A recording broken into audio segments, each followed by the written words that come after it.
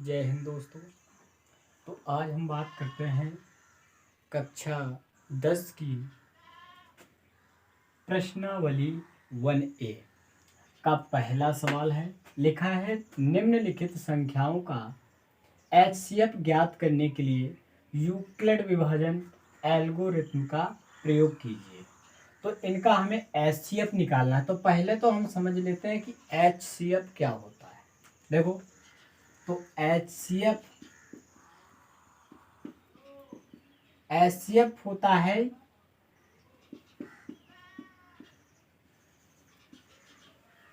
Highest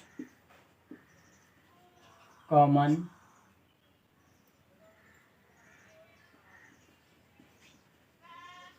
factor, ये होता है। ठीक, हाईएस्ट कॉमन फैक्टर, हाईएस्ट यानी कि सबसे बड़ी संख्या। जब सबसे बड़ी की बात करता है तो हमें एचसीएफ यानी कि इसको हिंदी में बोलते हैं मासापा, वो हमें ज्ञात करना होता है। तो एचसीएफ हमें निकालना है हाईएस्ट कॉमन फैक्टर यानी मासा हमें निकालना है। वो भी कैसे निकालना है, ज्ञात करने के लिए यूक्लिड विभाजन एल्गोरिथ्म का प्रयोग करना। अब देखिए यूक्लिड विभाजन एल्गोरिथ्म क्या है।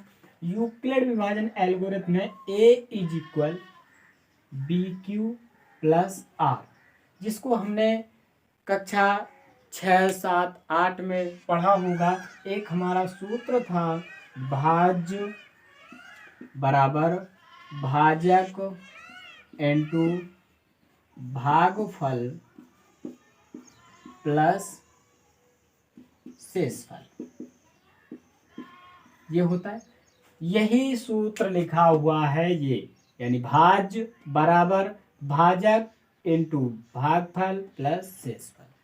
इसी को हम बोलते हैं यूक्लिड विभाजन एल्गोरिथ्म। इससे अब हमें इसका एचसीएफ निकालना है। तो ये 3 सवाल दिए गए हैं, इनमें से 3 में से एक को देखो हम हल करके देखते हैं कैसे यूक्लिड विभाजन एल्गोरिथ्म का प्रयोग करते हुए हम एचसीएफ निकालते हैं।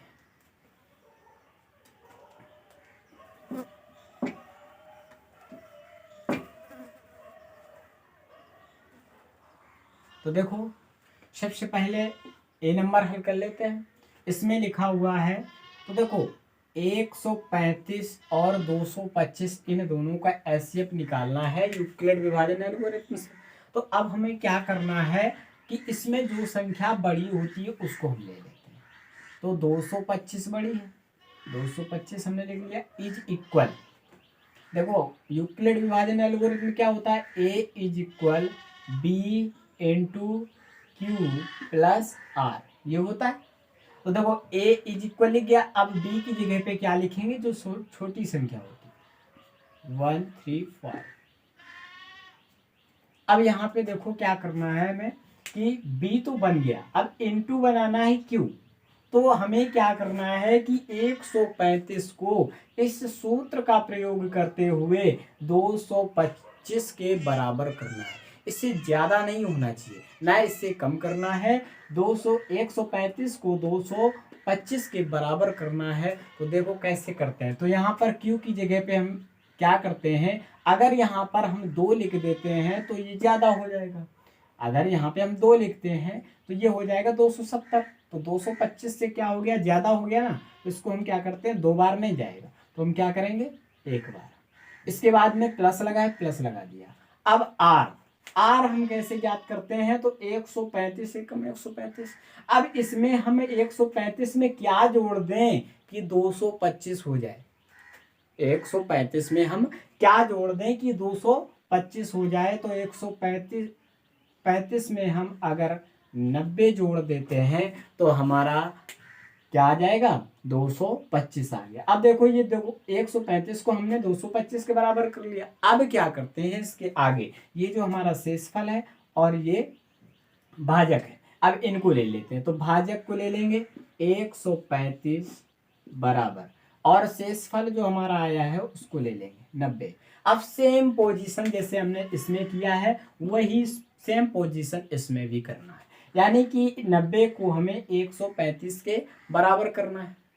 तो 90 को 135 के बराबर में करोगे तो यहाँ पे अगर हम 2 का गुणा करते हैं तो 9 दूनी 18, 180 हो जाएगा।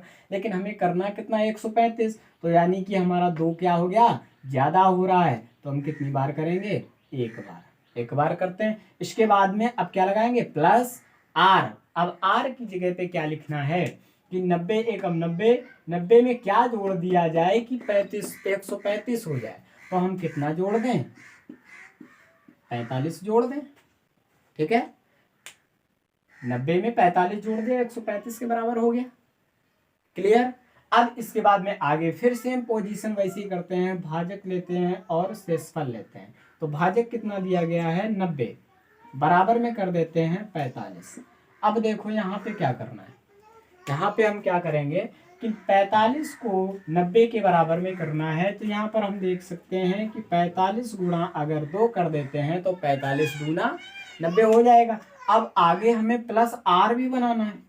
तो आर में अब हम ऐसा क्या लिख दें कि हमारा 90 से ज्यादा नहीं होना चाहिए। अगर 45 दूना 90 यहाँ पे 1 भी लिख रहे हैं तो 91 हो रहा है, ज्यादा हो रहा है। तो हम क्या करेंगे, यहाँ पर 0 कर देंगे। और जब आर की जगह पर तुम्हारा 0 आ जाए तो समझ लो आंसर आ गया, हमारा एचसीएफ ज्ञात हो गया। तो हमें क्या करना है, यानी कि जो भाजक था वो हमारा एचसीएफ निकल आया, यानी हमारा एचसीएफ बराबर आ गया 45,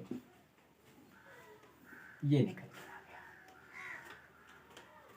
तो अगर समझ में आया है तो वीडियो को लाइक करें, चैनल को सब्सक्राइब करें। धन्यवाद।